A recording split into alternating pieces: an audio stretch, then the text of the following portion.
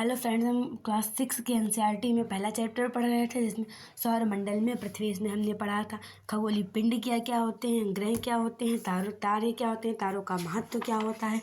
अब आज हम देखेंगे सौर मंडल क्या होता है, सौर मंडल के अंतर्गत क्या क्या चीज़ें आती हैं, प्रकाश की गति कितनी होती है, चंद्रमा के बारे में, क्षुद्र ग्रह और उल्कापिंड। आइए देखते हैं सौर मंडल क्या होता है।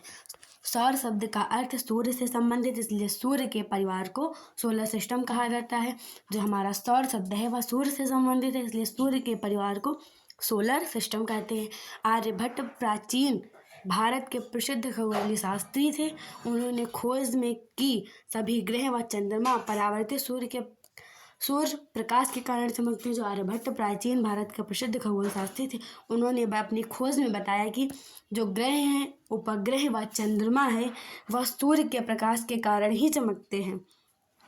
अब बात करते हैं सौर मंडल में कितने ग्रह होते हैं। तो सौर मंडल सूर्य व 8 ग्रह, उपग्रह तथा कुछ खगोलीय पिंड जैसे क्षुद्र ग्रह तथा एवं उल्का पिंड मिलकर सौर मंडल का निर्माण करते हैं, जिसे हम सौर परिवार का नाम देते हैं।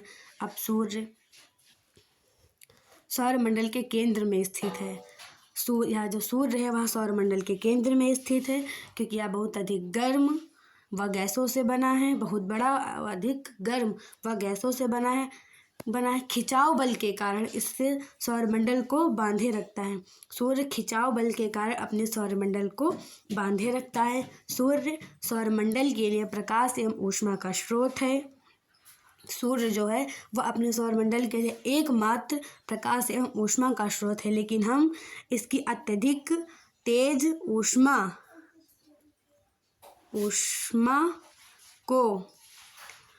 को महसूस नहीं करते, क्योंकि सबसे नज़दीक का तारा सूर्य है।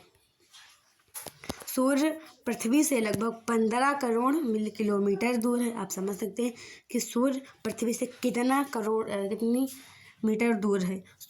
शुक्र को पृथ्वी की जुड़ा बहन कहते हैं। शुक्र को पृथ्वी की जुड़ा बहन क्यों कहते हैं? क्योंकि इसका आकार एवं आकृति लगभग पृथ्वी के समान है, या कहें बिल्कुल पृथ्वी के ही भांति दिखाई देता है। अब प्लूटो क्या है? प्लूटो एक ग्रह था, परंतु अब अंतर्राष्ट्रीय खगोलीय संगठन ने अपनी बैठक में अगस्त सन 2006 में यह निर्णय लिया कि कुछ समय पहले खोजे गए खगोलीय पिंड 2003 UV 313 सिरस प्लूटो बौने ग्रह कहे जा सकते हैं। अब बात करते हैं पृथ्वी की।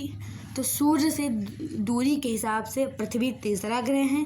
आकार में यह 5वां सबसे बड़ा ग्रह है। ध्रुवों के पास थोड़ी चपटी होने के कारण इसके आकार को भूभाग कहते हैं।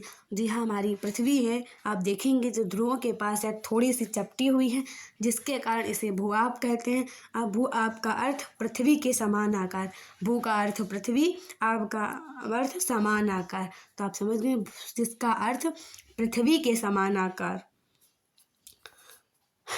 जीवन के अनुकूल परिस्थितियां संभवतः केवल पृथ्वी पर ही पाई जाती हैं। पृथ्वी ना तो अधिक गर्म है और ना ही अधिक ठंडी।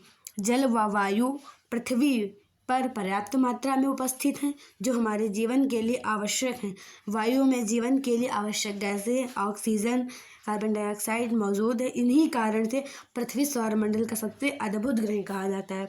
तो आपसे क्वेश्चन पूछा जाता है सौरमंडल का सबसे अद्भुत ग्रह किसे कहा जाता है, तो आप बता सकते हैं। आप जान गए होंगे कि सौरमंडल का सबसे अद्भुत ग्रह पृथ्वी को कहा जाता है। अब देखते हैं प्रकाश की गति कितनी है। जो सूर्य के प्रकाश की गति है वह 3000 किलोमीटर प्रति सेकंड है। इस गति के बावजूद सूर्य का जो प्रकाश है वह पृथ्वी तक पहुंचने में 8 मिनट का समय लगता है। इतनी तेज गति से चलने के कारण भी जो सूर्य का प्रकाश है वह 8 मिनट पर ही हमारी पृथ्वी पर पहुंचता है। तो आप समझ सकते हैं कि जो यह सूर्य है हमारी पृथ्वी से कितनी दूर है। नील आर्मस्ट्रॉन्ग पहले व्यक्ति थे जिन्होंने चंद्रमा की सतह पर 21 जुलाई 1969 को सबसे पहले चंद्रमा की सतह पर कदम रखा। मून, चंद्रमा, हमारी पृथ्वी के पास केवल एक उपग्रह चंद्रमा, जिसका व्यास पृथ्वी के व्यास का केवल 1.4 है। जो हमारी पृथ्वी है उसका 1.4 है ही चंद्रमा का व्यास है। यह इतना बड़ा इसलिए प्रतीत होता है क्योंकि यह हमारे ग्रह से अन्य खगोलीय पिंडों की अपेक्षा नज़दीक है। यह जो चंद्रमा उपग्रह है वह हमारे ग्रहों और खगोलीय पिंडों से अधिक नज़दीक है, इसलिए यह हमें बड़ा दिखाई देता है। यह हमसे 3,84,000 किलोमीटर दूर है। पृथ्वी का चक्कर यह 27 दिनों में लगाता है। जो हमारा चंद्रमा है वह पृथ्वी की परिक्रमा 27 दिनों में लगाता है। लगभग इतने ही समय में अपने अक्ष पर एक चक्कर भी पूरा कर लेता है, यानी अपने अक्ष पर एक घूर्णन भी यह उतने ही समय में पूरा कर लेता है। इसके परिणाम स्वरूप पृथ्वी से हमें चंद्रमा का केवल एक ही भाग दिखाई देता है। अब बात करते हैं क्षुद्र ग्रह की। तो ग्रह व उपग्रह की अतिरिक्त असंख्य छोटे पिंडों को क्षुद्र ग्रह कहते हैं।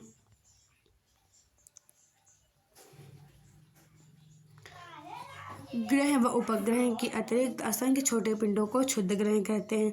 अब ये क्षुद्र ग्रह कहाँ पाए जाते हैं? तो मंगल ग्रह एवं बृहस्पति ग्रह की कक्षाओं के बीच पाए जाते हैं।